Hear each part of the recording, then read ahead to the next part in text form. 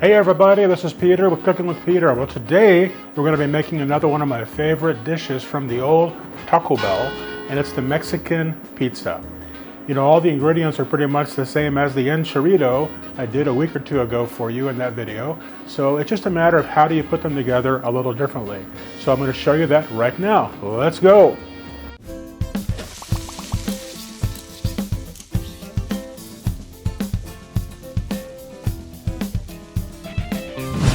As many of you who watch my channel know that the video before this one I did the enchilada. I cooked the ground beef and the sauce and did all that. As I said in that video, the ingredients for the enchilada and the Mexican pizza are about the same. So if you've already watched that video, you don't need to watch me cook the ground beef and put the sauce together. You've already seen it. So you can fast forward on this video and just go to where I put the Mexican pizza together. However, if you haven't watched that video yet, you can go ahead now and watch me put together the ground beef and the sauce, and you will be amazed at the flavors.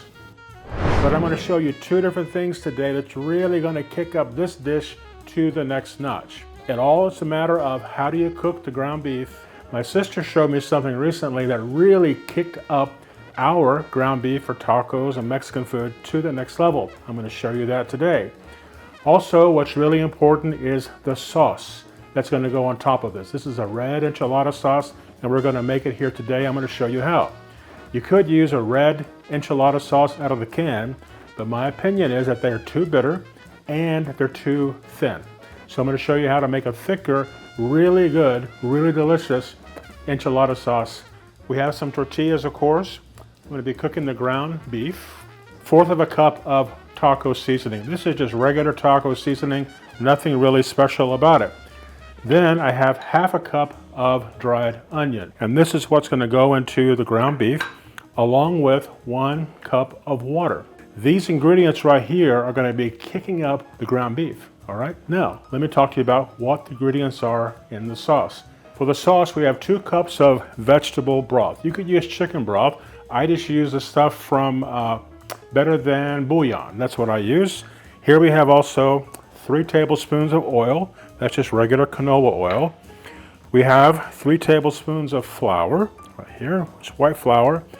By the way, if you have somebody in your family who's gluten-free, you could also use a gluten-free flour for this with no problem at all. Here we have just a little bit of vinegar, which we're going to put in at the end of the sauce.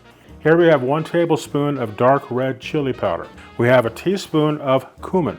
We have 2 tablespoons of tomato paste, a teaspoon of salt, 1/2 teaspoon of garlic powder, and here I have some Mexican oregano, and I have about 1/8 teaspoon of cinnamon. All of the ingredients are going to be down below in a link that will take you to my website, along with all the detailed instructions of how to put this together. Now later on, as we get these things put together, we're going to be needing some black olives, some diced tomatoes, and of course, we need some cheese. I realize there's a lot of ingredients, but they're simple to find and it's easy to do.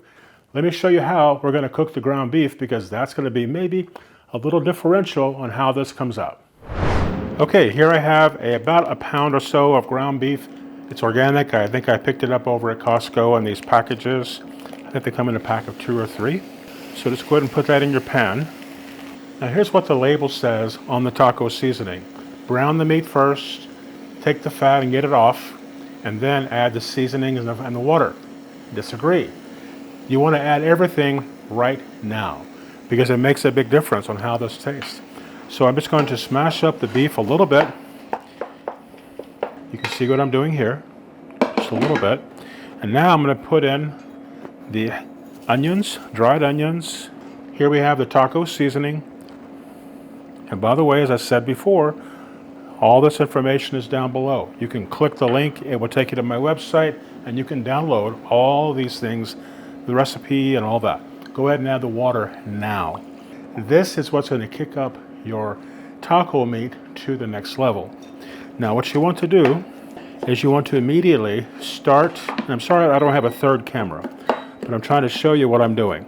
I'm just smashing up the ground beef into little pieces. I'm going to start mixing all these things together, and while that water is evaporating, that's what's going to really help those dried onions and your seasoning to really get into that meat.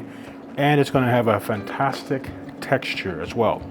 What you want to do is you want to continue just to smash this up. Now you can see in here that there's a lot of water. Don't worry about that, because the water, you're going to give it time to evaporate. So keep on going and just keep on smashing up that ground beef. Mix in the water, mix in the seasonings, mix in the onions. Okay, what I want to show you, look over here on this camera, you can see how small I have kept dicing up that meat.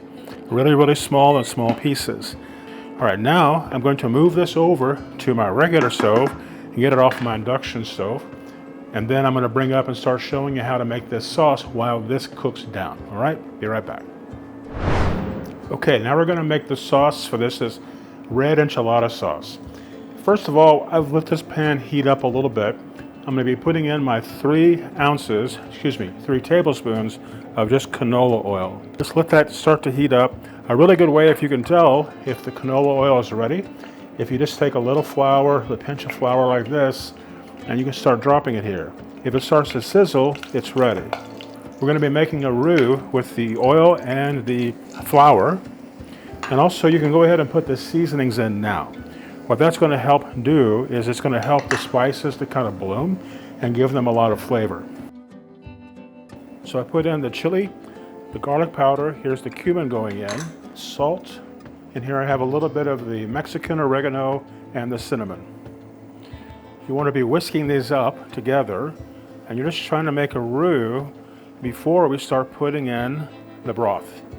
It's coming along very, very nicely. Let me see that. Looks great.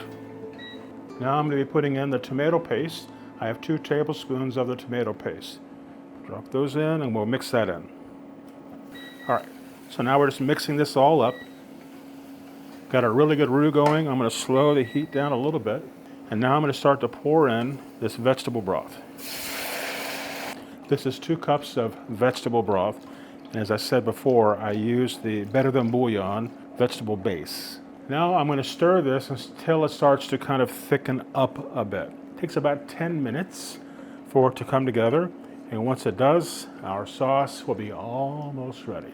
So let me show you here how nice this ground beef came out. It's very, very good. It has some water content still here, some moisture, so it makes it nice and moist. Let me show you the sauce. Now the sauce has come together very nicely as well. Got a nice viscosity to it. It's not thin, it's not too thick. It's going to be just great for what we need. Okay, to make the Mexican pizza, we have to take the flour tortillas and we just have to make them a little crispy. So I'm going to put these in the skillet and just get them so they're a little toasty for us. All right, you can see that this tortilla is getting a little crispy, like we see here. See, that's getting some toasting on it. I'm going to set that on our assembly plate, and now I will do the next one. Same thing.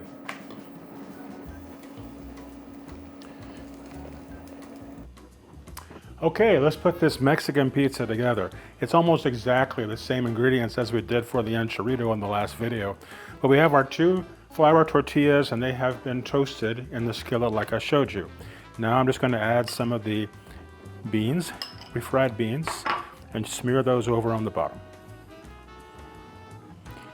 I try to take mine all the way out to the side, and if you need more refried beans, just put some more on there. Now we'll add a good layer of the ground beef. Same ground beef we used on the enchilada, just like I showed you in the video, how to do it.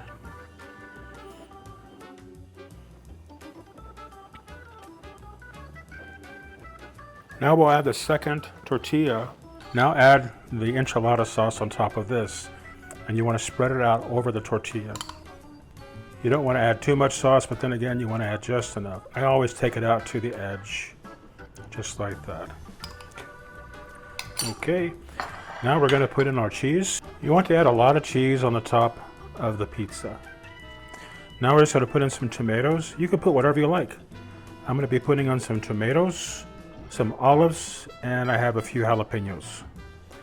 Put some olives on the top, and then I'm adding some jalapenos. Okay, I've turned on my Breville oven behind me to 350. Now we're just going to melt the cheese and let all this stuff come together right here on this plate. Remember, when you take the plate out, it's going to be hot, so be sure you use a pot holder, all right? Let me go back here and we'll put this in. I'll come right back and show you how it looks. Okay, I took the Mexican pizza out of the Breville oven. It was in there at 350 for about 6 minutes, and we achieved this beautiful looking pizza. I really can't wait to get into it, nor can my family. So I hope you will try this pizza out and let me know how you feel about it in the comments down below. Thanks again for watching the video today. I really appreciate it. If you have not subscribed already, please do so. Also, give us a thumbs up. It really helps us out and lets YouTube know that you like the video and many more people will get to watch it. Thanks again for watching. See you next time. Bye-bye.